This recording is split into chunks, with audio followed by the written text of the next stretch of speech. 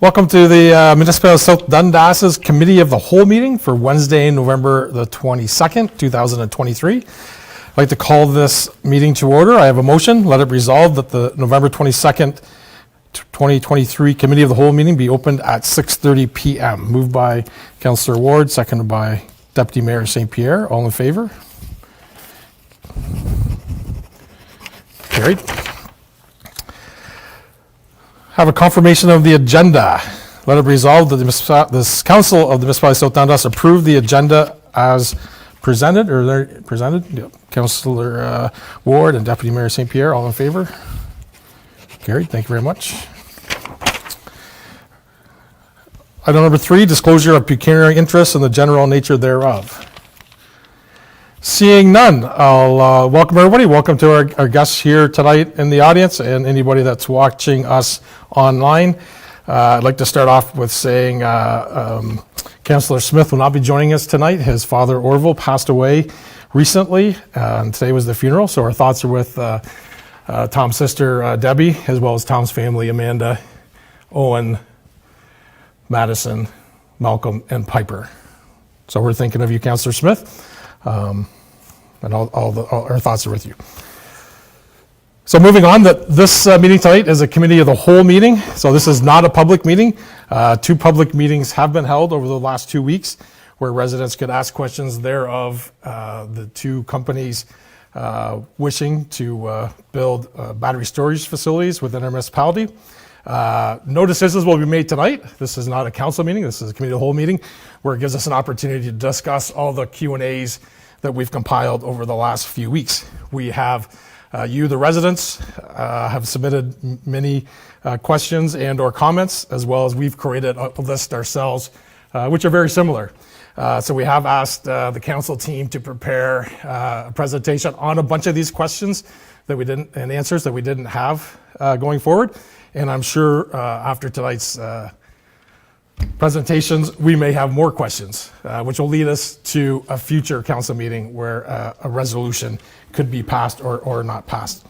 So with that being said, I'll turn things over to our CAO, Tim Mills. Thank you very much, Mr. Mayor. Through you, good evening, council, members of the general public and staff. As you noted, Mr. Mayor, it's been about 6 weeks now or so since we were made aware of the potential for 2 IESO submissions to build and operate battery storage facilities in our municipality. On October 30th, you noted, Mr. Mayor, that Potentia and EDP Renewables, the 2 companies that are potentially putting forth applications, came to council for delegation, so that was part of the education process. And subsequently, there were 2 public meetings open to the public with a lot more questions and some answers. At this time, before I turn it over to staff, I want to acknowledge all of the hard work and the dedication the past few weeks of staff to gather as much information, not just for council, but the community. We understand the concerns and we're working as hard as we can to gather the information. So to inform council and the public and to assist council with the decision-making process, which part of tonight is. A special thank you to our planner, Stephanie Morin, who's put hours into this for us. Our clerk, Crystal Lebrun, they've worked extremely closely together over the past few days with the presentation tonight. Our fire chief, who's online tonight, Jeremy Aldred Hughes, who certainly will have some answers. I know there's still a lot of questions related to fire. And behind the scenes, Tia Sega Fraser, who's been working hard with the team and all staff, really. This is typical when you have applications like this where they will come at the last minute or maybe as a surprise. We don't control that, but what we do control is working hard on serving the public and getting as much information as we can. So with that, I'll turn it over to Ms. Morin, our planner, to start the presentation. Thank you, Tim. Good evening, council. So tonight we're here to just sort of go over what we've sort of learned about battery storage facilities as these 2 applications are ongoing, and what the process looks looks like moving forward. So we've sort of structured it in sort of a fashion that we'll go through the program details, and then we'll sort of address the support versus approval, because that seemed to be a very common question or confusion throughout the open houses, and just some of the language that we've been using.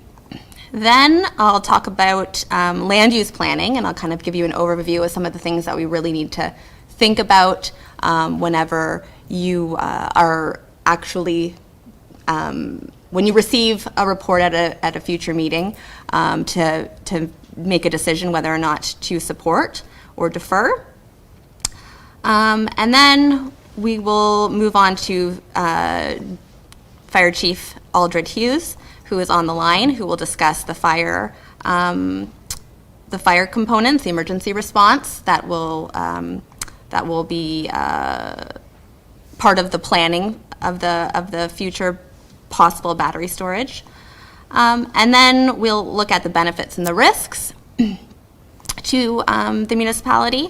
And then we'll kind of get to the resident questions and concerns section, and just sort of go over where the public information will be moving forward. So the first, we'll just chat a little bit about the program details. So the IESO LT1 RFP process has come about after a decade of surplus electricity. We're facing new energy needs, and it's driven by the increase in demand. The Pickering nuclear plant retirement and facility contract expirations. So to address this, the IESO is developing a resource framework to adapt to the evolving electricity system. The long-term request for proposals, that's what this intake is, the LT1 RFP, is a key part of their resource adequacy efforts, aiming to procure capacity services for system reliability, moving into 28 and even onwards. So essentially what they're looking to do is secure up to 2,500 megawatts of system capacity, of which 1,600 megawatts is to come from energy storage. The application window for the LT1 RFP runs from September 29th to December 12th, 2023, and then IESO will then award contracts based on a variety of criteria, municipal support being some of that criteria. The battery energy storage systems enable the storage of excess energy during times of surplus supply, which can then be fed back into the grid during periods of high demand.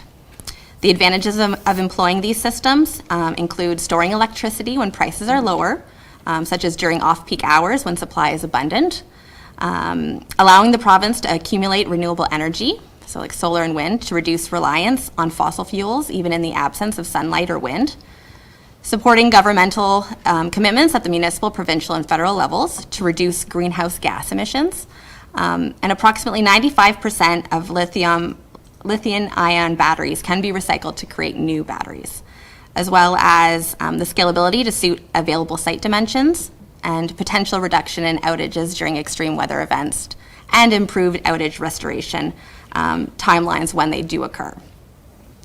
These battery storage systems that you've sort of seen at that first photo typically resemble storage or shipping containers placed on concrete pads. They incorporate additional components like air conditioning units, electrical controls, and wiring. These systems must adhere to provincial sound limits, and these storage systems connect to a transformer before linking to the local distribution system or the provincial grid. So what these companies are looking to do is be able to supply their application with the municipal support resolution, so that they can then gain those points in their application. Okay, so we'll turn the support. we're next going to be talking about support versus approval, and I'll let Crystal take that. Thank you, Stephanie. Maybe I'll just jump in there just on the introduction piece. Stephanie, any questions just on that initial piece? Because I do know, and maybe we can come back to it, but I do know at the public meetings, one of the comments that was united by a few folks was that they don't want this storage to happen at all, and we should burn coal or build a new nuclear plant. But as indicated, with the RFP going out, I assume the energy suppliers, the project's going to happen in Ontario. Is that correct, Stephanie? Yes, we need that storage ability in order to maintain our grid in the next coming years. And sort of those comments, I know we kind of talked a little bit about it earlier, but the comments of, using different types of energy, we really have to diversify our energy consumption and options before we can't let, we have a lot of really great ideas on what energy consumption is going to look like moving forward, but we have to diversify now so we can get to the building of the next energy source. Okay. Yeah. Thank you. Just thought it was important just to capture that at that moment, because that was comments that we had heard. Clerk LeBrun? Yes, thank you, Mayor Broad. So, as council knows, and many members of the public, there's been a lot of discussion surrounding council support versus council approval. There seems to be maybe even some misconceptions that at this point in the RFP process, that by providing council support that it approves the project, and that's just not true. So the purpose of the support resolution is to not approve the project today, but it is a component of the RFP. So providing the support wouldn't approve the project, like I said, but there are many elements that Stephanie will speak to later on in the presentation, provincial approvals, and further agency approvals that would be required before this project reaches the approval stage. So just to be clear, the support resolution, should council choose to support it or not, doesn't approve the project. It just supports their RFP submission. And one of the things that both EDP and Potentia have communicated to us is that without this resolution, it's very unlikely the project will be awarded. So it is an important check mark in their application. However, just to be clear, it doesn't mean the project is approved. It just means that the approval process comes after. And we'll touch on that on another slide, and you'll be able to clearly see all the requirements that this project will need before it's even approved. Yep. Sorry, these slides. I got lost in So yeah. clearly a difference between resolution for the application phase versus approval of the project. Correct. They can be considered two different things. Councilor Ward? A theoretical question, and maybe we have an answer tonight, maybe we don't, that's okay. Maybe a question to take back. So let's say, for example, we support this resolution. Battery plant goes ahead with doing erosion and sediment control, all these different studies, and all these provincial studies, which the province wants energy storage, so I'm assuming they'll be fast-tracked. If they get through all of these provincial approval processes, then it comes down to site plan and zoning. If the municipality turns around and says, no, we don't want this, after they've invested probably close to $1 million, I just don't legally want them to turn around and say, well, you supported it in the beginning, we spent over $1 million. Getting to this point, what are you talking about? So I just want to make sure, so I understand support and I understand approval, but I also just don't want the municipality or the taxpayer to be on some legal ramification down the road, should we choose. Exactly. So I'm going to get to that in a little bit Okay. later on. Sorry. But the site plan approval, we have time, and I think it doesn't seem right now, these last 6 weeks, they've been really busy. It doesn't feel like we have, time isn't necessarily on our side.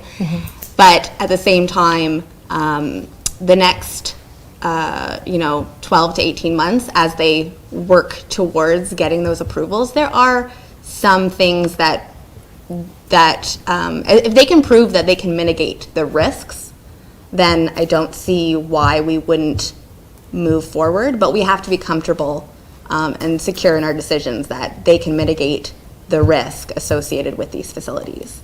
And so that means, in the environmental impact study that they'll have to complete, that the wildlife, that drinking water, all of these things are protected to the point that the municipality is comfortable with, as well as the Conservation Authority.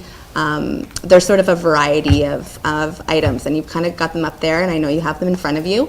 But this is just a small list of ones that I sort of came up with as I was writing.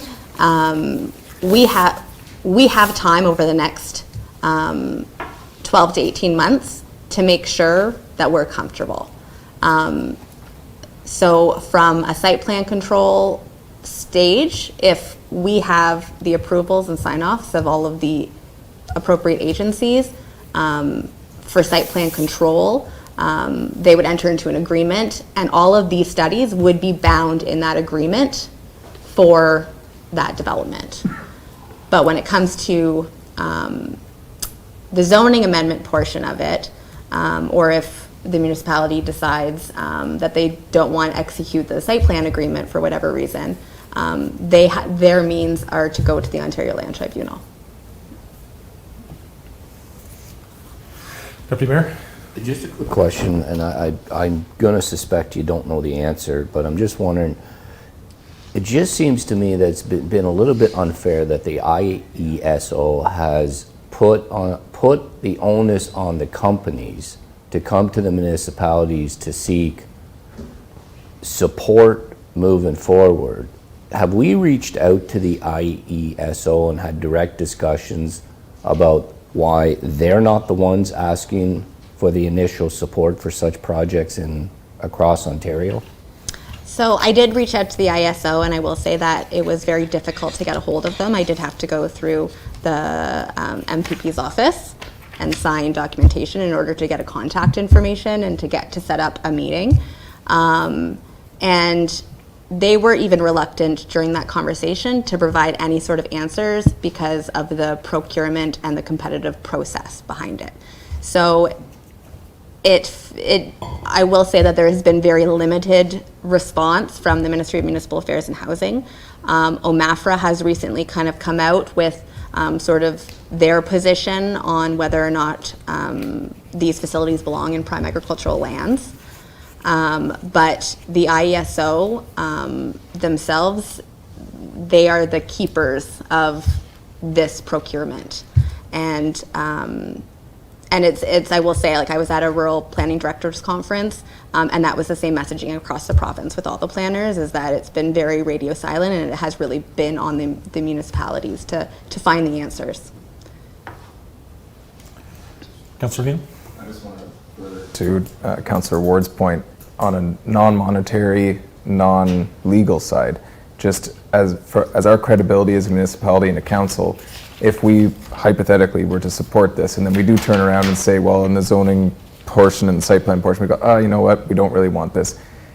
The money and the lawsuit notwithstanding, any other potential developers that would come here, they're not going to take it. If we were to support them, they're going to go, oh, you know what, you backed out on these folks and left them holding $1 million bag of planning. I don't think we're comfortable with your guys' decision-making processes, and we're going to walk and go somewhere else. So it can hurt our credibility if we were to do something like that. So we have to.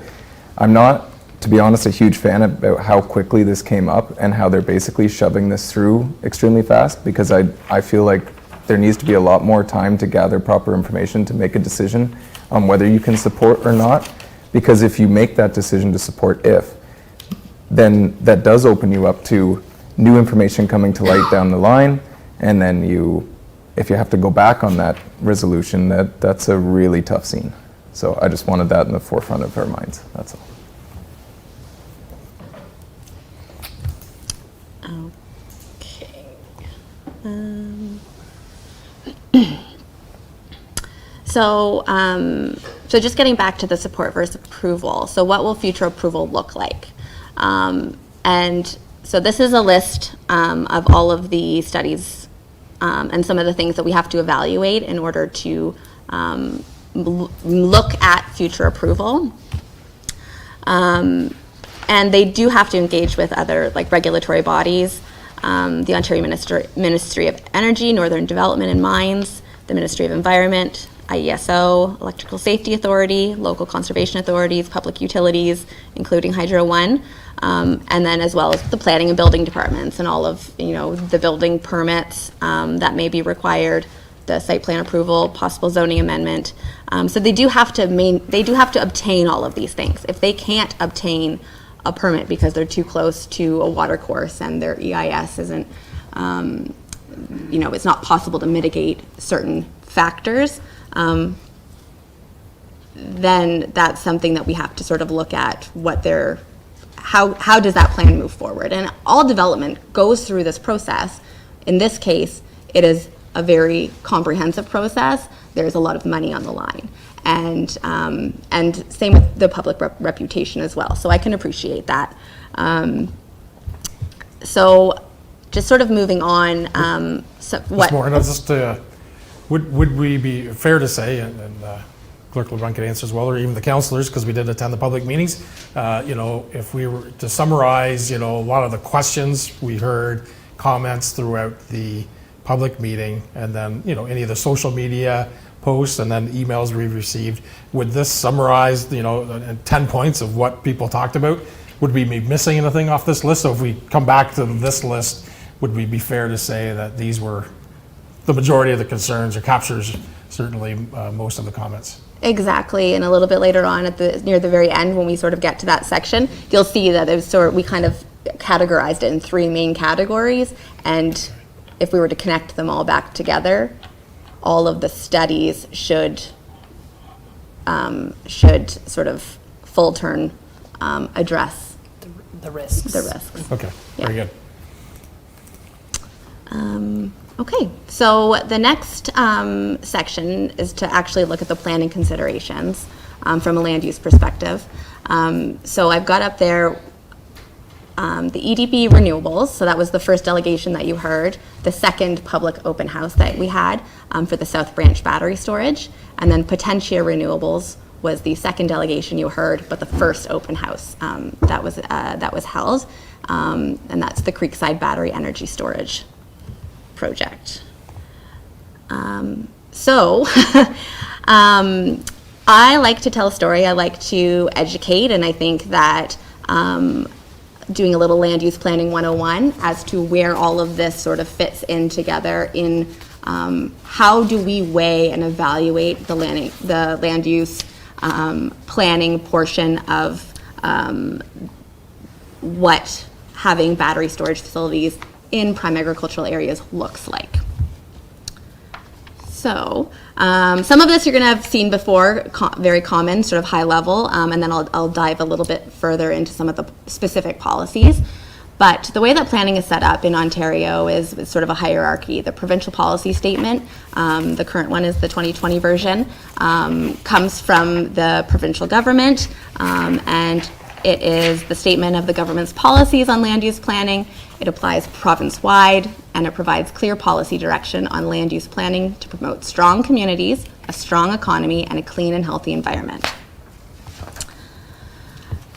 So the 3 sections that the provincial policy is sort of broken down into is Section 1, building strong, healthy communities, 2, wise use and management of resources, and 3, protecting public health and safety. So one of the most important parts when we're thinking about battery storage is the definition of infrastructure in the provincial policy statements. It means physical structures, facility and corridors that form the foundation for development. Infrastructure includes, and I'm just going to the highlighted part, electricity generation facilities, electricity transmission and distribution systems. Okay, so when we look through the policies in the provincial policy statements, there are some really key ones that we have to weigh through the provincial policy statements, the county official plan, and the zoning bylaws in a localized context. We really have to look at the properties that these are being proposed on. So section 1.2.6.1, major facilities and sensitive land uses shall be planned and developed to avoid, or if avoidance is not possible, minimize and mitigate any potential adverse effects from odor, noise, other contaminants, and minimize risk to public health and safety, and to ensure the long-term operational economic viability of major facilities in accordance with provincial guidelines, standards, and procedures. Sounds very similar to what we've already heard, right? 1.6.4, infrastructure and public service facilities should be strategically located to support the effective and efficient delivery of emergency management services and to ensure the protection of public health and safety in accordance with the policies of Section 3.0, which is protecting public health and safety. So moving down, Section 1.6.8.6, when planning for corridors and rights-of-way for significant transportation, electricity transmission, and infrastructure facilities, consideration will be given to the significant resources in Section 2, which is the wise use and management of resources. Section 1.6.11.1, planning authorities should provide opportunities for the development of energy supply, including electricity generation facilities and transmission and distribution systems, district energy, and renewable energy systems and alternative energy systems to accommodate current and projected needs. The IESO is identifying that they have a projected need. Moving on, this gets into prime agricultural areas. So Section 2.3.1, prime agricultural areas shall be protected for long-term use of agriculture. Prime agricultural areas are areas where prime agricultural lands predominate. I'll explain what that means a little bit later on. 2.3.6.1, planning authorities may only permit non-agricultural uses in prime agricultural areas for extraction of minerals, petroleum resources, and mineral aggregate resources, or limited non-residential uses, provided that all of the following are demonstrated, including, and I've just only selected the three. There is an identified need within the planning horizon provided for in policy 1.1.2 for additional land to accommodate the proposed use. Nothing in policy 1.1.2 limits the planning for infrastructure, public service facilities, and employment areas beyond a 25-year time horizon. Section 4.7, this is the last policy. In addition to land use approvals under the Planning Act, infrastructure may also require approval under other legislation and regulations. An environmental assessment process may be required for new infrastructure and modifications to existing infrastructure under applicable legislation. So in this case, one of these companies has already started the process on their Class EA. The Class EA is required for all battery storage facilities.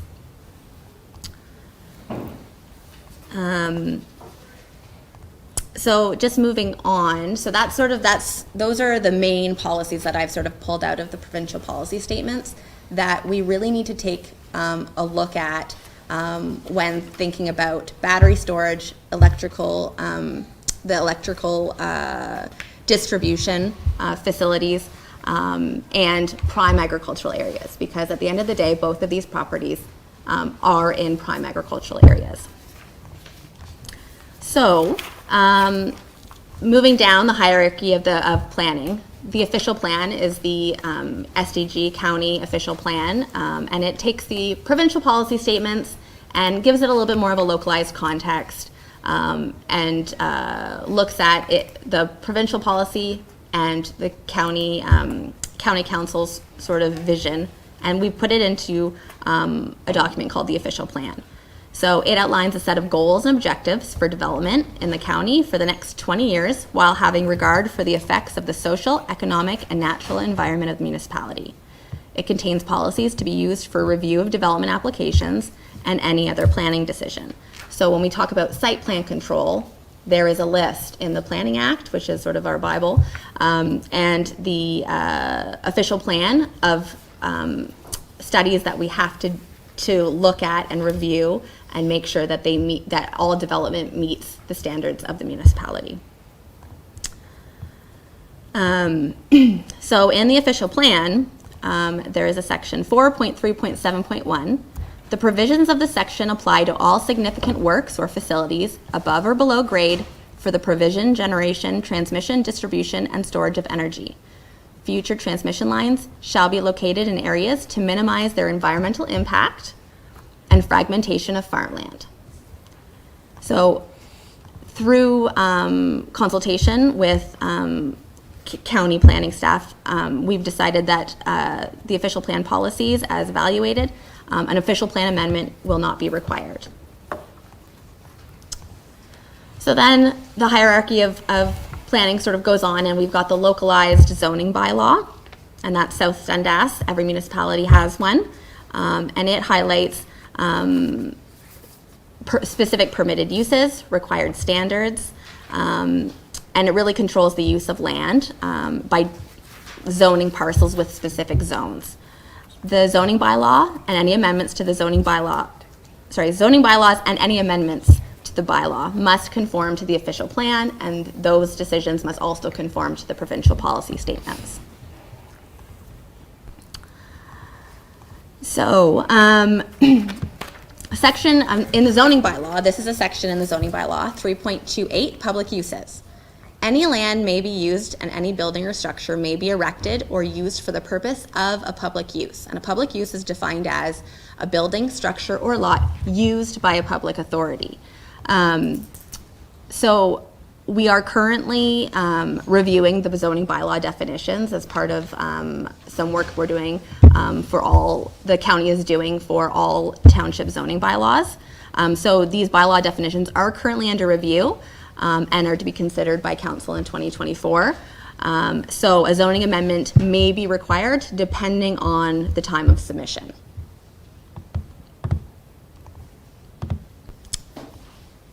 Okay, so the next, we're going straight to the properties, and I want to sort of show you, and I want you to see both EDP's project as well as Potentia's project, one after the other. To sort of have a really good idea of when we look at it from a localized context, we're looking at some of the pieces that I've sort of talked about when it comes to prime agricultural land. So this map, this is EDP Renewables South Branch Battery Storage. This is the map that they've provided on their website. So the property is highlighted in red, and the black outline is the proposed area for the battery storage. And then the next one. So what I've done is on the left-hand side, I've got the aerial photo. I've highlighted the property in black on both of them, as well as the proposed site area in purple.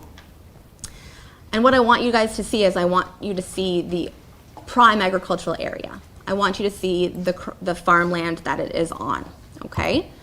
On the right-hand side, I have the soil classification on. So what you're seeing there is this is proposed in predominantly Class 2 and Class 3 soils, okay?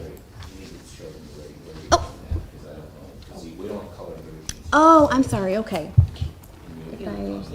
Is that, oh, yes, okay, I can do this, okay. So in the black outline, this is the property, okay? But the soils. Yeah, so the light orange, this color right here, that's Class 2 soils. Okay. Okay, and you're seeing the red transmission lines. Oh, what did I do here? There we go. The red transmission lines right here. Okay, that's about 100 meters back. That is how far back that Hydro has said that these facilities have to be from the transmission lines. And then this section right here, this darker orange, that's Class 3. And then the yellow is Class 4. Okay. And so what I want you to see here is I want you to see the different levels of soil. Just to give you a quick overview, class 1 to 3, 1, 2, and 3 are the most nutrient-rich soils. 4, 5, 6 are the next. They're not considered prime agricultural soils. They're not considered the most nutrient-rich. Doesn't mean you can't farm them, because a lot of farmers are farming them. It just means that it's not as part of the classification of the prime agricultural area. Okay. And then on this map, what it's hard to see because the layer color is, but this black sort of outline are all the different sections that have been tile drained. Okay, tile drain is an investment in agriculture. Okay, it's very expensive to tile drain your properties, and OMAFRA looks at tile drained land as an investment in agriculture. It's evidence that this is an active farming area. Okay, and it just helps the farmland be a little bit more, successful in whatever crop they're growing. Directs water to wherever it's going to help drain the soil, and so what you're seeing is most of this property is tile drained. Okay, and the purple portion is on top of tile drained land.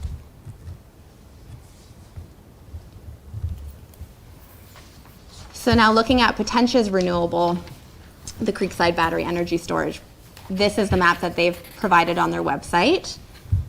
Okay, and what you're seeing is again, the red lines are the transmission lines, and then they've got their area outlined in black on either side of the drain. There's a municipal drain that runs between the two black outlined areas. From conversations with Potentia, they've outlined both areas. There should not be anything on the nothing on the ground on the north side, but there would be a transmission line from the south side of the drain to the transmission lines across this area. Okay. Similarly, I've taken the site, the property, and I've outlined the area in purple of where they've suggested that they're going to make their application on. And then on the right, again, you're seeing the soil mapping. Okay, so in this case, the yellow is class 4 soils. And then along this drain is class 5, and which is very typical for the soil along a municipal drain. So you'll see that it basically follows that municipal drain. So while both of these areas are considered prime agricultural area, what I want you to see is the different soil options.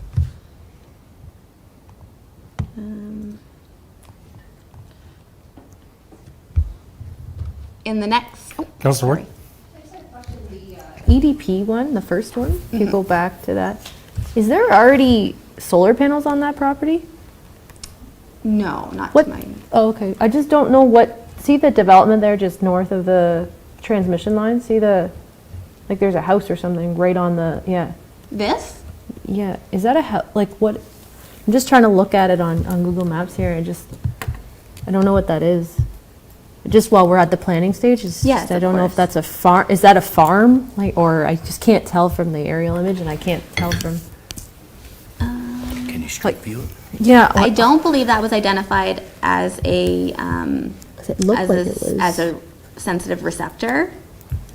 I wondered if it was existing solar panels or something. I believe the sensitive receptors were See, it looks- across the street.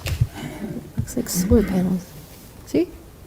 So if you street view that, can you street? Okay. I don't. Oh, it looks like But it. it does, it looks like there's a solar It looks like there's a solar plant there. panel with, Yeah. It's just. Yeah, Street View doesn't show. Doesn't show.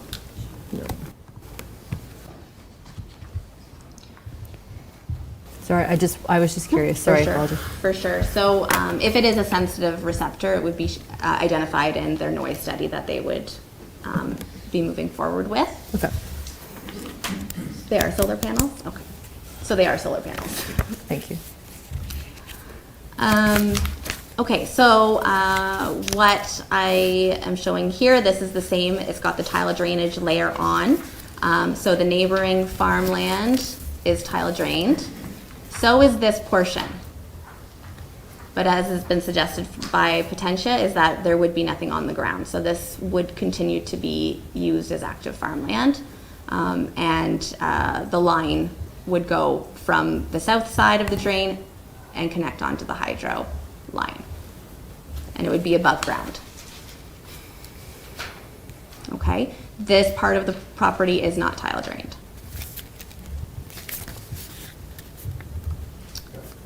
Councilor Vito?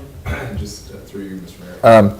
So typically, most of the farmers I know, once you start tiling, like their plan is to tile their neighboring lands as well.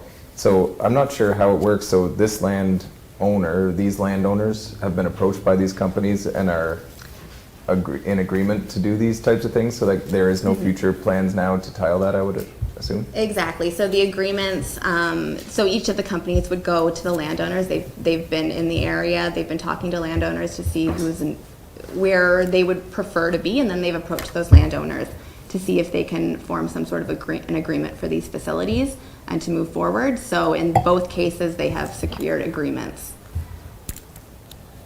Okay.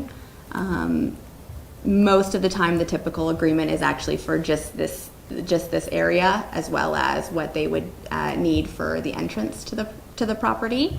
It wouldn't be for the whole property. Councilor Ward? To add to Councilor Vino's point, so does that, I know you obviously haven't seen the agreements because it's private information, but is that to assume then that, for example, some of these properties, the farmer would continue to farm in the non-battery storage area? I'm making that assumption, but I don't know if you know the answer. I do not know the answer to that. Okay, all right, thank you. And sort of lastly, what I've sort of pulled up is South Dundas. This is a screenshot from the official plan. And I want you to notice the light orange color. So that light orange color, and then you also see the red transmission lines. Okay. So what you're seeing is that light orange color is prime agricultural land. Okay. Most of the rural area in South Dundas along those transmission lines is prime agricultural land. So what you're seeing is it's hard to avoid it, right? And if you go further into South Stormont, the land along the transmission lines, while you have pockets of rural, you also have a pretty large provincially significant wetland. Okay, and then there's setbacks from provincially significant wetlands and all the things that come with that natural heritage feature, right? So, so what support, if any, our municipality gives to projects like the battery storage, they will undoubtedly, if it's in South Dundas, will have to be on prime agricultural land. So what we need to consider and what we need to weigh is if they need to be on our best, most nutrient-rich soil, we need to look at the criteria that make prime agricultural areas and minimize those impacts. So when we think about at the county level, when we go to designate prime agricultural areas, and I've had significant conversations with OMAFRA due to the appeals that have taken place over the rural to agricultural designation changes, is that there are three major considerations. Land use compatibility. So is the use of the property going to be impacted by normal farm practices? And are there sensitive land uses in the vicinity? Okay. Because every time we establish an additional sensitive land use, if we put up another house, that's another setback for future livestock facilities. And what we want to avoid is fragmenting our land in the future. So, so land use compatibility, that's the first criteria. Soil class. So what class of soil may we be eliminating to support the project? So what I've learned from OMAFRA is that when we designate prime agricultural areas, we designate those blocks in about 250 hectare blocks, okay? That means that, it doesn't mean that all the soil in that area is going to be class 1, 2, and 3. There are going to be pockets of 4 or 5, but the area, when we look at the compatibility, in general, has an agricultural component to it. The investment in agriculture, that's the third thing. So land use compatibility, soil class, and investment in agriculture. Has the landowner invested financial resources into the land to help encourage its productivity, right? So when we look at all three of those things, these 250 hectare blocks, and we designate the prime agricultural areas, there are undoubtedly going to be pockets in those blocks that are going to be of lesser valuable land, but if we start fragmenting those little pieces, then we're adding more sensitive receptors in those areas. So what we really need to do is we need to weigh all of these three things when we consider supporting these projects. So if these battery storage facilities are going to be in South Dundas, if we do need them to be near these transmission lines, they're going to be in prime agricultural area. So when we talk about those three items, what we have to look at in a localized context. So Potentia's property here, okay, and they've got forests around the property. There is a municipal drain that runs through it. It is currently in farmland, but we do have a mitigating factor of noise, forest cover, right? And then when we look at EDP's property, it is sitting on tile drained land, okay? EDP's property is predominantly class 2 and 3 soil. Potentia's property, where they're proposing it, is predominantly 4 and 5. Okay, so just what I'm asking in the land use, when we have to really weigh the criteria in the provincial policy statements, the county official plan, and the zoning bylaws, we have to weigh the criteria that makes up our prime agricultural area. And that's, is there a way to do it to make a lesser impact on the prime agricultural area? And those are the things that, as I was sort of digging through the policies, that's sort of what I kind of came up with, was that we really need to be evaluating what makes these areas prime agricultural areas, and what, if we have to impact them, if we have to have these facilities, where should they be located? Okay, so I'm gonna sort of, yeah. Deputy Mayor? So that's a lot of good high-level planning information. The question I have for you is, where's planning landing on these two projects?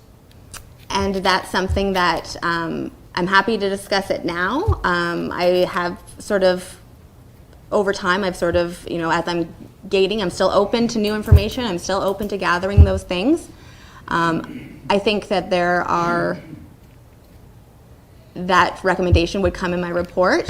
But as it stands on both of these projects, from a land use perspective, if it has to be in South Dundas, I think there's a right way to do it, and I think I think Potentia's evaluated the land, and I think their project is probably location-wise in a better location in terms of the impact on prime agricultural area. I think EDP's property is in the middle of an agricultural investment. It's an active farmland. And I think that there could be other locations in that same sort of area that actually would be a better use of the land. What is the highest and best use of these lands?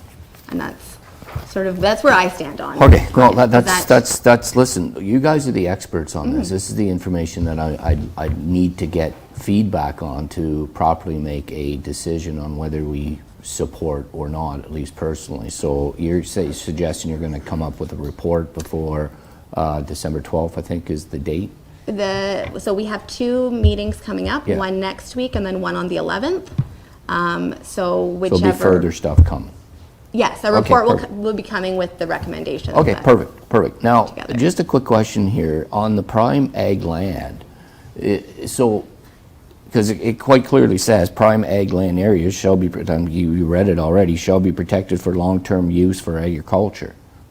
Prime ag areas are areas where prime ag lands predominant. So does both projects still not fall under 231? So yes, they do. And I think it's, when we think about land use planning, the Ministry of Municipal Affairs, they are sort of the window to weighing the different ministries' priorities. And so of course OMAFRA is going to say that they shouldn't be in agricultural lands, but we have to weigh whether or not the need for the electrical battery storage, because as it does fall under other provincial policy framework, which I sort of went through, is it can be anywhere. But we have to weigh the pros and cons. We have to weigh and evaluate whether or not we should be putting these battery storage facilities on prime ag land. If we need them, if we need them badly enough, where can they go? Okay, so what you're saying is regardless of what the provincial policy statement says, which this is from the PPS, it can be ignored and we could put a facility on these sites if it's prime ag. The policy also, but the provincial policy statements also say that infrastructure is extremely important. Correct. Right. But what overrules one to the other? And that is what land use planning is we have to weigh Okay. those. Okay. We have to weigh the benefit and the risk. And in this case, that's 15 acres. The proposed sites are about 15 acres. If they are filled with gravel, will they ever come back to a farmable state? Are they gone forever?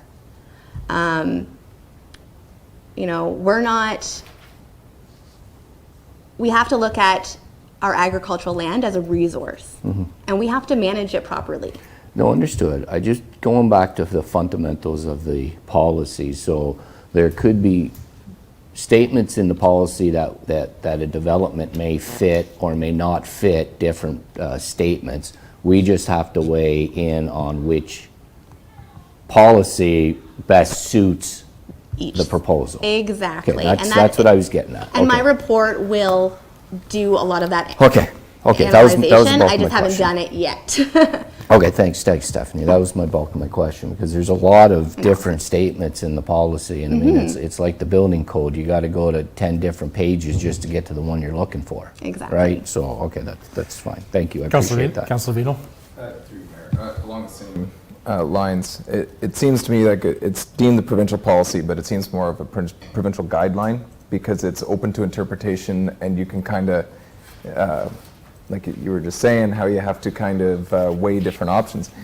It may be the provincial policy, but it's broad and it's not perfect. And I wrote this down because I think it's important, is that it's the role of council to decide if decisions through the guideline, I'm going to call it a guideline, are right for our individual municipalities. And I think that's what the whole land use planning is. And so ultimately it comes down to the 5 people and staff here to make a decision if it's right for our municipality, because that provincial policy is broad and across Ontario, and it's not a one size fits all. So I think that's important to remember here. Go ahead. No, thanks. Councilor Ward?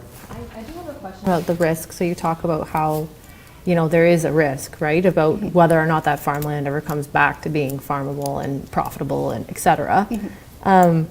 I'm wondering, when other projects go through this, okay, so they go through this process, normally they have already done their EA, they have all their data collected, then they seek support, then they rezone, then they get a site plan. I'm just curious, I think to be honest, we put staff in a precarious position because we're asking them to give us professional advice on something that, no offense, they don't know. They don't know what the risk is, right? So I have concerns on my level that, as you spoke to earlier, that the IESO is pushing this through, but not giving us the information. And maybe these are risk neutral. Maybe there is no risk. I don't know. And I think that's concerning because you really don't know if there is a risk or not. You don't know. I mean, we're taking a risk that there might be a risk or there might not be a risk, right? So it seems silly to me. I feel like it's a little bit confusing, and I just wanted to highlight that I think that's putting council, but also putting staff in an awkward position, because normally, from my experience, you have to get all your ducks in a row before you even approach the government for support. So this seems like a cart before the horse initiative, and it upsets me because that's not how all the other projects have to go through this process. So I'm just voicing my concern there, and I appreciate that you're weighing the options the best you can. So I just wanted you to know that. No, and I think that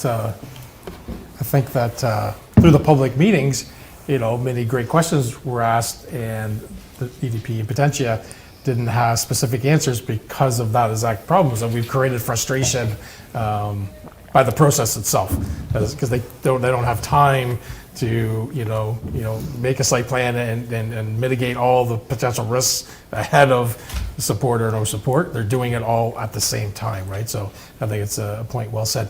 Yeah, no, absolutely, and I'm 100% agreement. I'm not asking Stephanie for, they are the planners, and we do have a fire chief that's going to provide us with some information. Certainly it is our decision at the end of the day, but I just trying to solicit as much feedback as I can and trying to understand, because I do have a fundamental issue with the way this is all rolling out. Aside from even the environmental questions and the fire questions we have, which is actually after the facility is in place, which you won't know, I won't know, nobody will know what happens if there's a failure, right?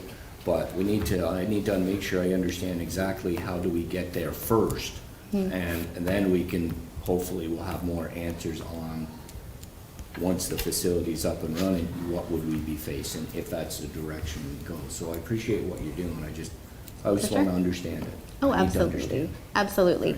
You have to realize too, the provincial policy statements were written ahead of necessarily the known need that we were going to need these facilities. And I think sometimes some of the most valuable opportunities, the most brilliant, solutions come out of pressure. They come out of us sitting here, really sitting down, taking a look at it. All of us are sitting here looking at it in a different context, right? And I think some of these solutions that we're trying to get ahead of the problem, I think that shouldn't get lost in it either.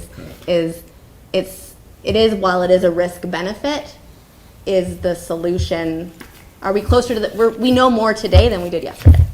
And it's going to be like that throughout the process. Okay. So I guess, Jeremy,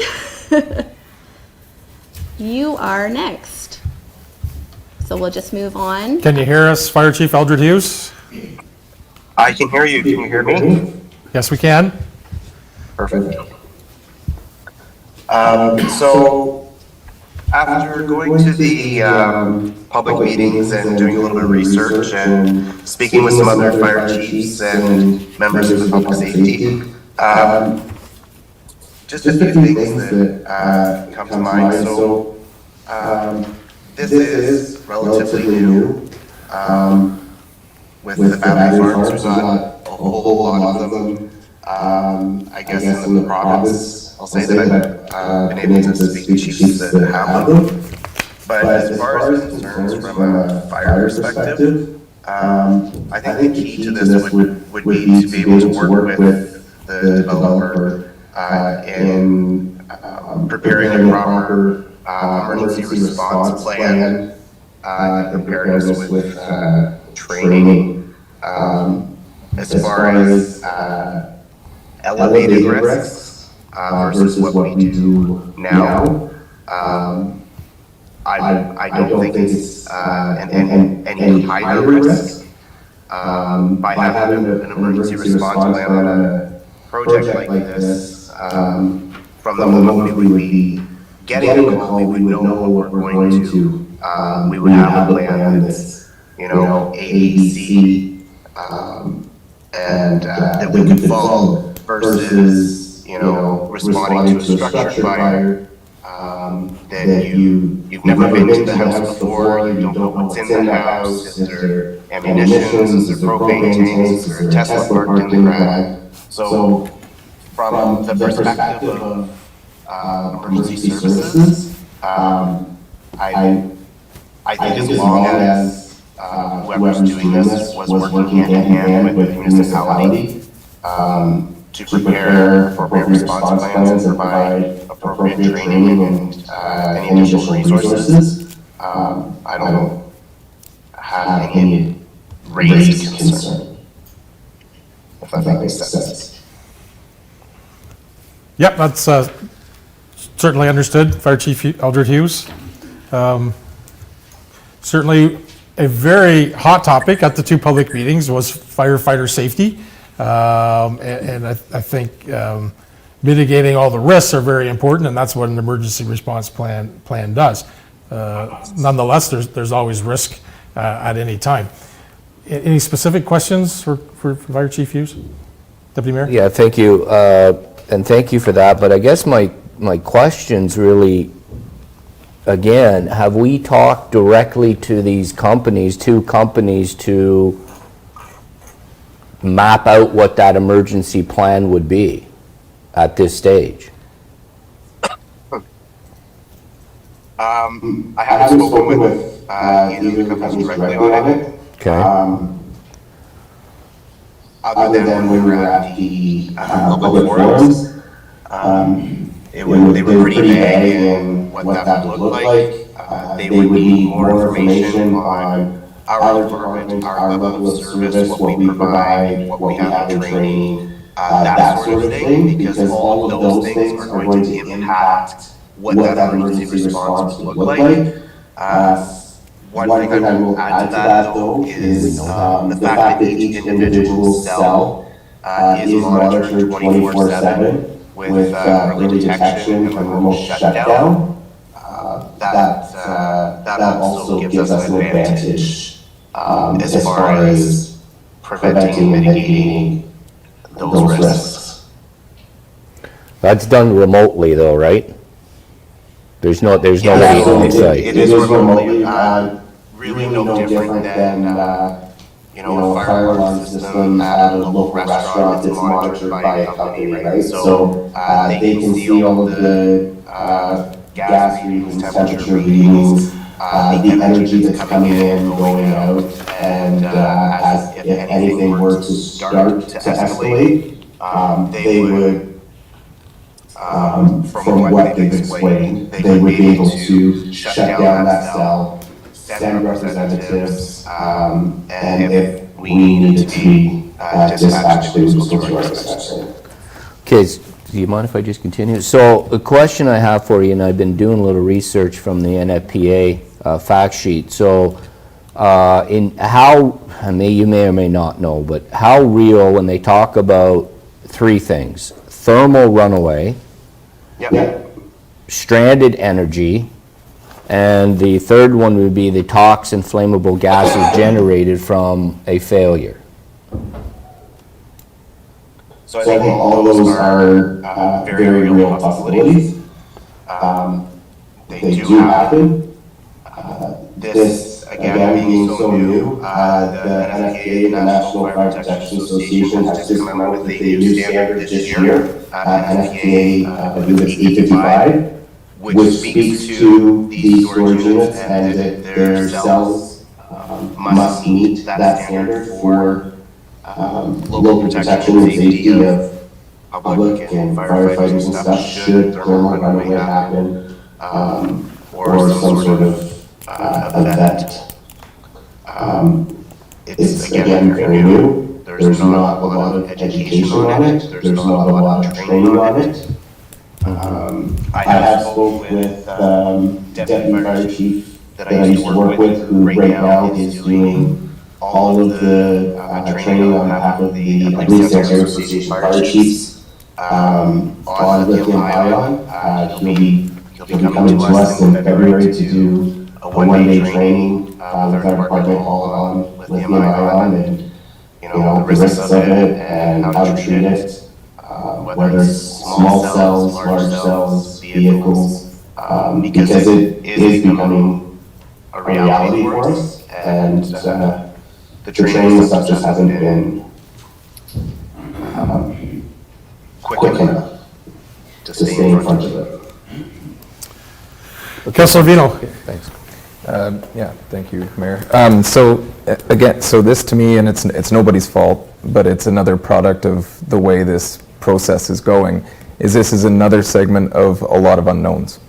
And that is another, so the emergency response plans and checking into our training and our fire service and what we can do and what we can't is all great, except that's supposed to be done before we decide if we can support or not support, because say we support it, and then next thing they come in and they say, well, you guys are going to need an extra 100 firefighters and you're going to need whatever. I know it's drastic, but that could be the case, or industrial pumper or new chemicals or anything like that. And nobody, I think, here is an expert in this, and so they can't explain it to us. And so it's just one more segment of unknown for me, which I think is again a product of how quickly they're trying to move this along. I think there's more information needs to be gathered in that regard. I think, yeah, that's it.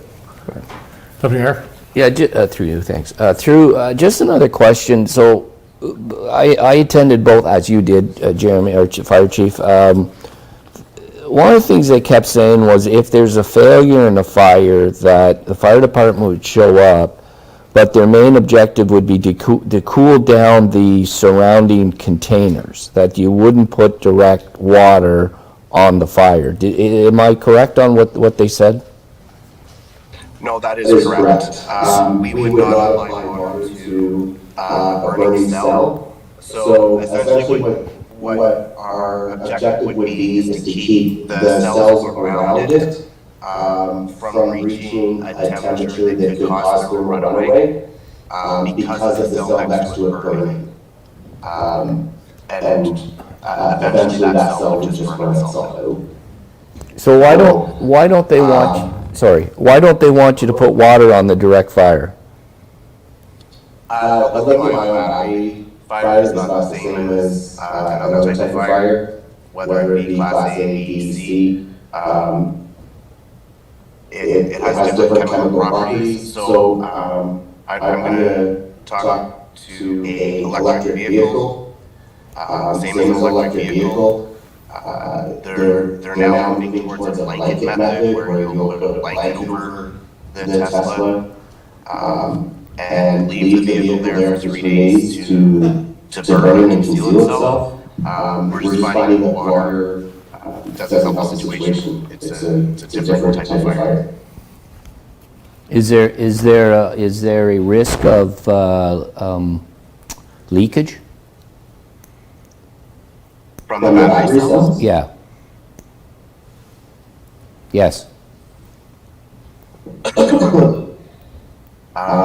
don't know if there would be a risk of leakage, whether it's, again, I think that would come from their cell design, if they're sitting on concrete pads with, some sort of reservoir, whatever you call it, that contains that much like you would if you're installing an oil tank at home, you would have to have some sort of way of containing that. I don't know if that's something in the design and planning part. Okay. I'm just going to do CAO Mills. Through you, Mr. Mayor, and I think I'm quick on my feet. And why I'm saying that is we got something 2 minutes before the meeting from a Potentia from Will Patterson. Do you have that, Chief? Sorry, what's that? Did you get the information from Potentia that came through? I think Miss Mora might have sent it to you, but if you don't have it, what I'm going to say is we have frequently asked questions here. There's a big long list. We don't really have it came to us just before the meeting. But what it does highlight is what is the fire risk, and what we got is I did just receive that. Thank you. okay. And if you scan through it, it talks about it being fairly low risk, but that being said, when you get down into the meat of it talks about fire response procedures, working with local fire authorities, independent battery fire experts, I didn't know there were any, and our equipment provider to provide what the chief said was emergency response plan. My suggestion here is that we're continuing to gather information. So we need to analyze this because we just got it, and that's why we're having committee of the whole. And we know that we're going to come back with a final recommendation to you. So just for council and for the general public and for staff, that we're just getting this information. We're getting more and more information. And we have to take that information and then research it further. I don't know if you want to add anything, Chief?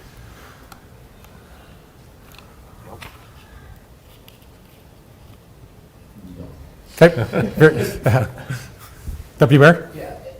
Appreciate that, CAO Mills. I'm not necessarily was expecting Jeremy or Stephanie or anybody else to give me answers tonight, but it's questions that are being asked. It's questions I've asked from day one, and it's the theme around are these specific questions. So, you know, I was just hoping maybe somebody did have an answer. If you don't, that's great. I mean, you're right. This is what it's a committee of the whole meeting's about. So If I could just one Zero more Mills? thing. I picked one thing out of I've only had this for 5 minutes, so. we're careful. No, but it's in writing, so is thermal runaway possible? And the last line in what the response is, the project will abide by local and international standards to ensure that the systems are designed, installed, and operated safely. That's very generic. Yeah. And we'd want to be looking into, that's generic, what are the details? Yeah, absolutely. And, you know, in conversations we've had with electrical engineers, one of the comments, you know, because Fire Chief Hughes mentioned a Tesla car battery. And there's batteries in airplanes and railroad cars, right? That have to be our cell phones, right? Have lithium ion. So what the engineer had said was very interesting was that for the first time they could design a battery that doesn't have to move. So it's stationary. So they can start to engineer out all these risks that they create by making something small, light, compactable, et cetera. So as they start to understand when they might design this battery because it's stationary and can be heavy, it's different than the Tesla car battery. So all these other things are coming into play. These are things that we're just learning and just getting communicated to. So I thought that was interesting. Councilor Vino. Actually, along those lines, and again, it's stuff that we're just learning, and it seems like the stuff we're just learning is coming slower than the deadline. But so yes, they don't have to move. But and what you find online, you have to take with an extreme grain of salt. However, because most of what you find online about these are pretty bad, and a lot of them, though, they've been used a lot in warm climates in California and Arizona and Nevada. Yes, they can sit here stagnant, but have they gone through temperature cycles like we have here in our climate? And that's a question that none of us can answer because we aren't experts. But and there's that, and then just back on the fire side, if I could for a second. And again, this is stuff that would have to come from an emergency plan. But we say a Tesla car battery could burn for 3 days. So by scale difference, if this battery is 20 times bigger than the one in the Tesla battery, does it burn for 20 times longer? And can we have firefighters on standby to hose down those other ones for that whole time? And do we have to do another water shuttle accreditation to be able to have enough tankers to move it, right? So this is all just stuff that the information's not there. Okay, any other fire comments at this time? No. Okay, we can move to municipal benefits and risks. Clerk LeBrun. Yes. Thank you, Chief Jeremy Alfred Hughes. Thank you, Mayor Broad. So we've heard a lot of the risks. We've discussed a lot of potential risks for these projects, but we'd like to just kind of focus on the benefits on this particular slide. So, both companies have similar benefits, community benefits. So One of them would be a community benefit fund. So in speaking with both EDP and Potentia, we'd be looking at receiving about $100,000 a year towards a community benefit fund. You're familiar with the South Branch Community Fund. They get approximately $30,000 a year, and it's specific to one catchment area up in Dixon Corners, Matilda. This would be, both EDP and Potentia confirm that this would be, it wouldn't be restricted to just one area of the municipality. It would be available for the entire municipality to use. So this is something that would go directly back into the community. The other benefit is long-term tax revenue. So as we know, we would be incurring revenue through industrial taxes. Unfortunately, we don't have an exact amount because through this procurement process, they're determining the value of the project. So we'll get a better idea of what that tax revenue will look like once the RFPs are awarded. But of course, as you know, the municipality can use these increased tax revenues for roads, to improve municipal services such as the fire department or any other municipal services that benefit our community. And if we may get some closer estimates as they figure out what their tax base may be, Yes. but it's also a caution as they're making a bid, so the bid would be a trade secret, so that may not be public up until the bid is closed, right? Because a person could back calculate the difference between what the tax rate would be to the project, knowing what the bid may look like. So it's kind of a little bit of moving, could be a trade secret, so we got to be cautious on what that estimate or saying what estimates might be. But if we get information that we can't share, we'll share. Correct. Correct. Okay. So one of the other questions that we asked both EDP and Potentia was, what's the benefit to economic development? And one of the things that both companies do is if the project is awarded, they work with certain contractors, larger contractors. However, what they would do is they would host a job fair locally to, I guess, procure subcontractors for things like land surveying, road construction, concrete, aggregate supply. So they've made it clear that they try to work within the community that they're building. It's not always possible. This is a very unique, as we know, a unique project. So there might be contractors who specialize in certain things, but they've indicated that it's important that they engage local contractors. And in fact, I believe Potentia has indicated that they've had local contractors already reach out to them. So that's another benefit. There will be, although it doesn't create necessarily employment, during the construction phase, there will be opportunities for local companies to bid on certain jobs. So those are the three, I would say, largest benefits at this point. Any questions? Yeah. Councillor Ward? I have two questions, and I'm not trying to get off topic here, so the one follows into the next. So wind turbines, okay, going back, do we receive industrial tax revenue from those? Because that's on leased farm. Do you know that? Because it's not rezoned industrial, right? So we wouldn't. No, I don't have experience necessarily looking at the tax implications for wind, but I do know for solar they are taxed at industrial rates. Okay, so that's why I was wondering, because I don't think wind is, so I was wondering if that, I just want to make sure that battery is taxed at industrial and not somehow weasels out of that and becomes wind. And PAC has already evaluated Okay. how they're going to tax these systems. Excellent. So they have sort of a breakdown of how they're going to do that. But again, based on the bid, to be able to give you a formal number, it's sort of, again, like kind of like a trade secret at the moment. I'm sort of assuming that once their bid is submitted and the deadline is passed, that might become more of a public number for us sooner before anything's awarded from IESO. No, that answers my question. I just want to make sure they weren't going to be treated the same as like a wind renewable source. No, MPAC has been working on, so I know a couple months ago they hadn't come up with how they were going to do this, but they have since in the last few weeks. Okay, thank you. Through you, Mr. Mayor.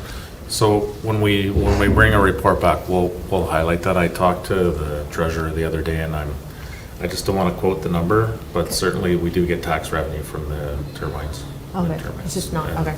okay, thank you. Yeah. And we'll come back with the exact number. Okay, thank you. It's small as a footprint. It's small. Yeah. So No, I it's not like it's taking up acres of property. Deputy Mayor? Maybe I'm just being short-sighted here, but I don't put too much stock in either companies having a job fair for local. I mean, we're talking aggregate, concrete, and roads. The battery plant itself is not going to be manufactured here, right? It's all going to be imported stuff. So I agree. I'm hoping that if this project goes ahead, they would reach out to our locals, but I'm going to suggest it's going to be an open tender bid anyways. And anyways, I don't think there's this big creation of jobs that even to build the project, I don't see a big creation of jobs here, but that's just my personal opinion, so. Councilor Ward? Thank you, Mayor. And to the Deputy Mayor's point, and maybe this is a question you can ask them, because I did not actually until you mentioned this. So because they're bidding on a provincial mandated IESO, is, other provincial bids, they have certain, how do I say this, businesses, contractors that they pre-select and they submit to review before awarding, and I'm just wondering if they've already pre-selected some over others, and if that's true, then to the Deputy Mayor's point, a job fair might not actually be practical because the province might not permit that, and I'm just wondering if that's part of this or if that's unique to other provincial projects. I know solar, they had pre-selected certain companies to do specific work, so I'm just wondering if that's applicable to battery storage. Because I think that's relevant if we tell the public we're going to have job creation and then actually the province is very limited to who they can select, that doesn't really work out for us. So if you don't mind asking that question, I would really love to know the answer. For sure. Thank you. That's a great point.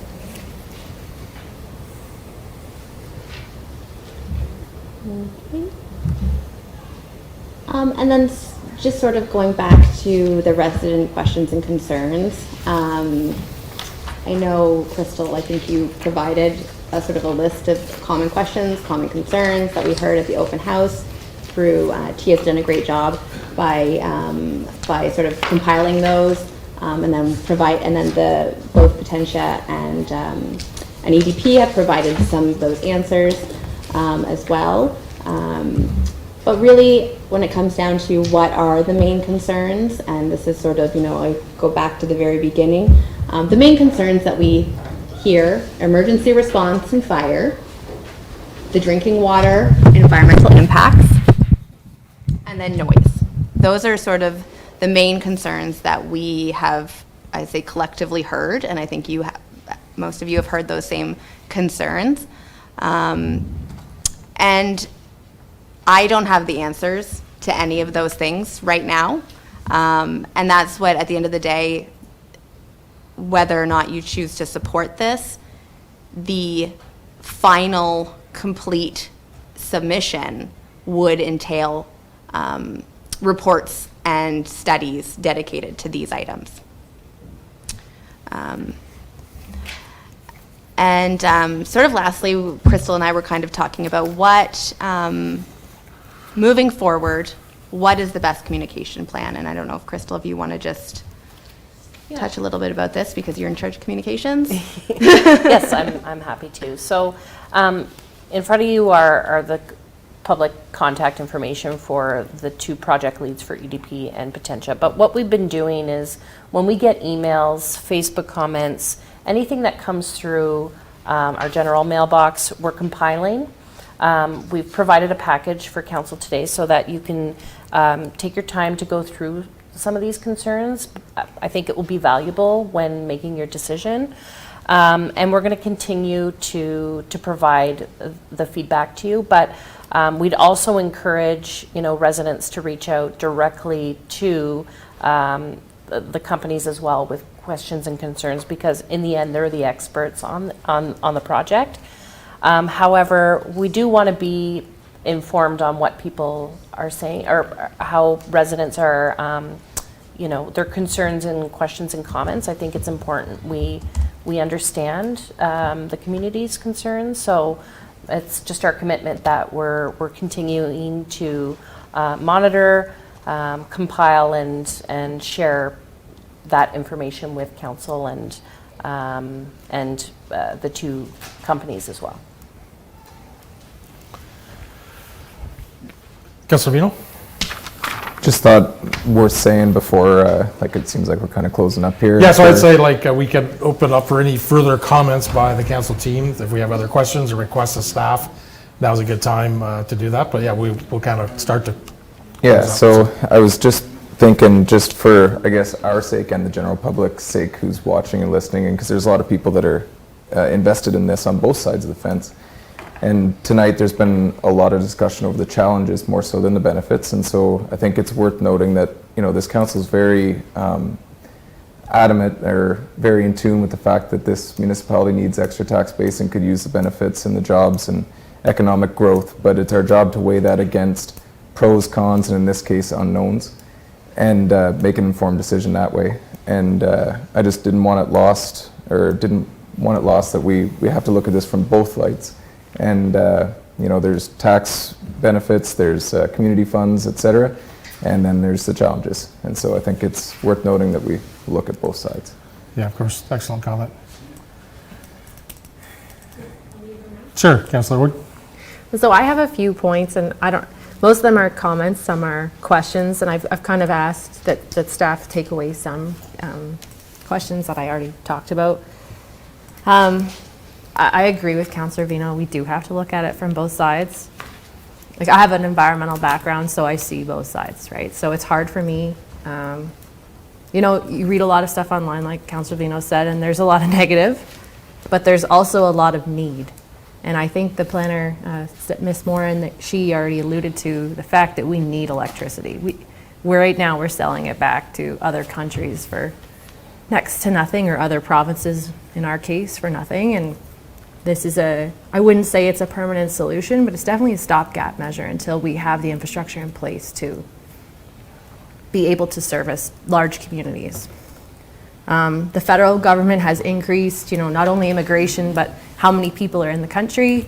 The province is dealing with housing demand, and municipalities are strapped with infrastructure. And unfortunately, hydro is part of that infrastructure, whether we own it or not. Houses can't be built without electricity. So I see both sides. I do have my concern. I've kind of already talked about them. I think from my perspective and in my profession, it seems cart before the horse, and that makes me really uneasy. I'm very conservative when it comes to decision making, and it makes me nervous that we don't have answers to a lot of these questions, and we need to make a decision by December 12th. I wish the province would have reached out to us when they were looking at this and said, this is the process, what do you think of it? Before just giving it to us and saying, make a decision.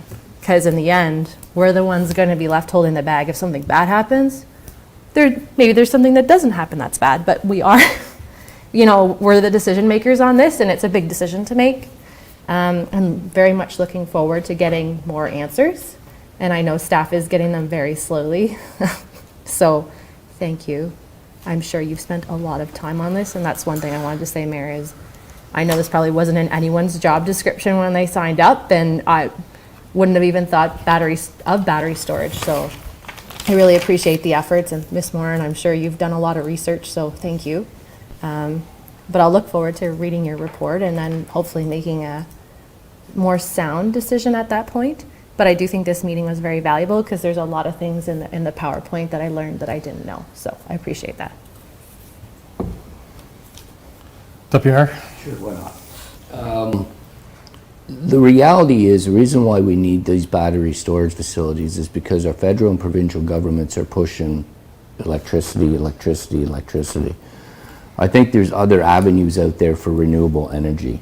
You know, when I think about, and I'm not comparing this directly to what we need, but when I think about the Get Corp that's just in our municipality and you know, them taking in manure, taking out the methane gas, putting it back into renewable gas, and taking that fertilizer and then being able to, taking the manure and being able to use it as fertilizer, to me, that's an innovative way of dealing with more than one issue.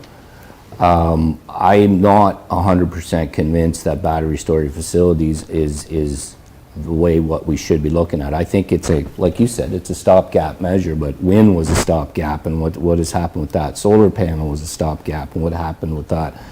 I just believe there hasn't been proper planning from the IESO, nor do I think a provincial government has stepped in to say it's poor planning, and they're leaving it up for the lower tier governments to figure it out. And I think that's very unfair at this magnitude that they're doing that. I mean, we need to be partners in this process, and I don't think there's much partnership that's happening, to be quite frank with you. I do see some benefits in this, and I do see that there's no doubt the way it's going, we're going to need electricity. We're going to need to somehow store this and preserve it to be able to put it back in the grid. There's no doubt about it, because that's the movement afoot. That's what we're forced to do.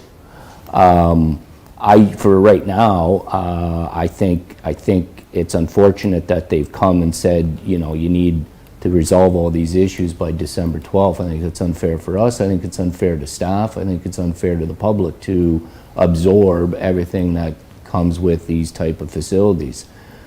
Dollars do make sense. When I do see the dollars being generated on a yearly basis for a small municipality, that is a benefit to us. There's no doubt about it. We talk about needing better roads and better facilities, and if this is going to generate a couple $100,000 a year with a community fund, and how long was that community fund going to last? I didn't quite catch that. Was it 25 years? 25 years. So 25 years, and the taxation that is significant. But, you know, again, there just seems to be a lot of unanswered questions at this time. I'm hoping by the time we have to make a decision, we can get better answers, and not saying that you're not trying to get better answers, because you are, and I understand you are. Hopefully the better answers are there to be able to make a proper decision on whether or not we support, or whether or not I can support such a facility.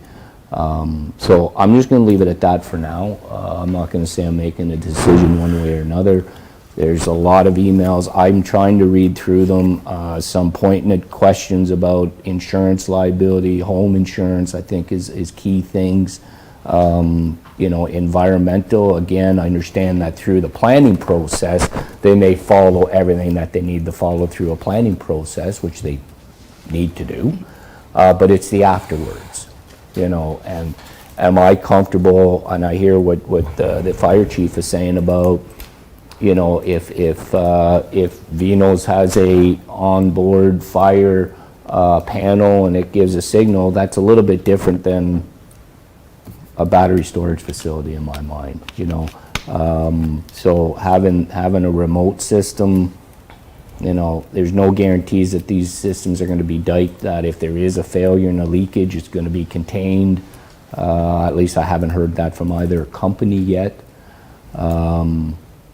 Not knowing exactly what the fire plan is going to be bothers me. So there's a lot to it that just is unanswered that bothers me, and I'm hoping over the next 2 or 3 weeks that we can still gain up some more information on it to make an, in my opinion, intelligent decision. Thank you. Yeah, of course, Councillor Vino, yeah. Just one more, just while I was sitting here thinking it, a friend of mine from Long Sault, he's a farmer. He said this long before battery storage was a thing, but it was a statistic that kind of stuck in my mind. And so in the most recent census, 2021, Ontario is losing 319 acres of prime farmland a day. and that is up from 175 a day in the 2016 census, 319 acres.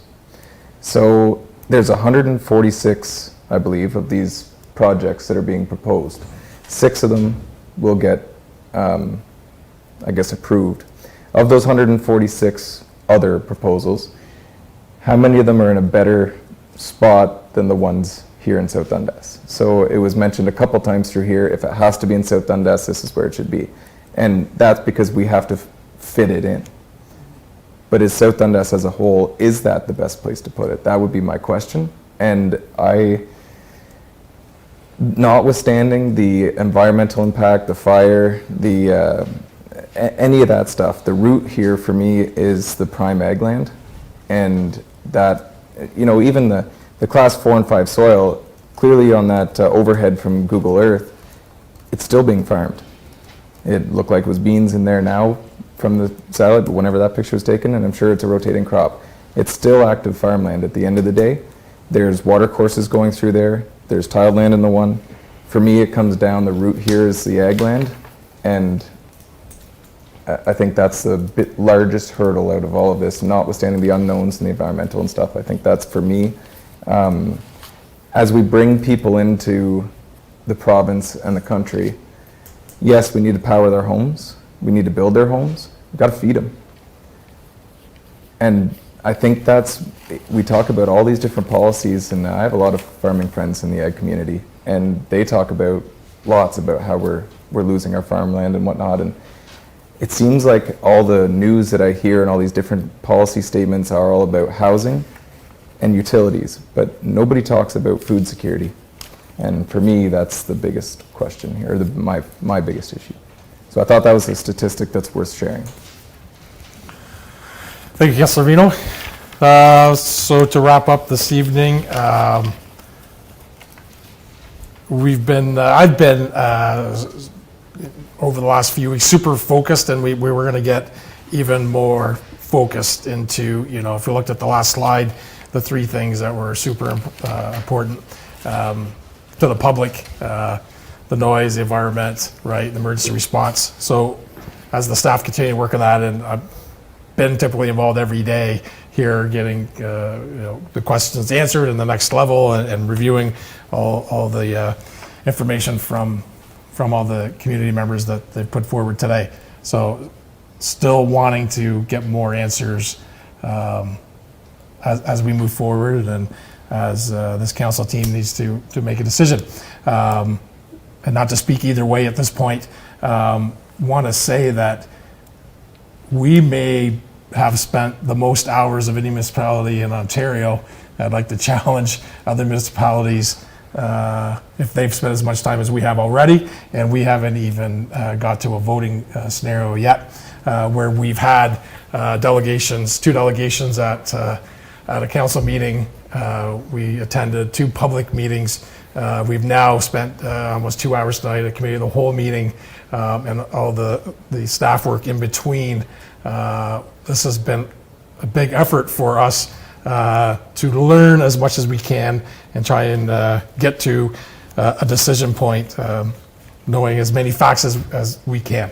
Obviously, we have a lot of unknowns, and we have a lot of knowns, so we'll keep getting focused in to get as many answers as we can, and then at some point here in the next few weeks make a final decision whether to submit a resolution for application support. I think that would be the first decision we'll have to make at that point. Otherwise, unless there's anything else, we'll leave it at that tonight. I have a motion that the council now adjourn to meet at the call of the chair. Councillor Ward, Councillor Vino, all in favor? Carried. So as I sign off tonight, I'd certainly thank the folks here in the audience that came, and all the residents that watched this online, as well as the media outlets. So appreciate the spending their time and listening to us and listening to our staff compile that. So thanks to everybody, and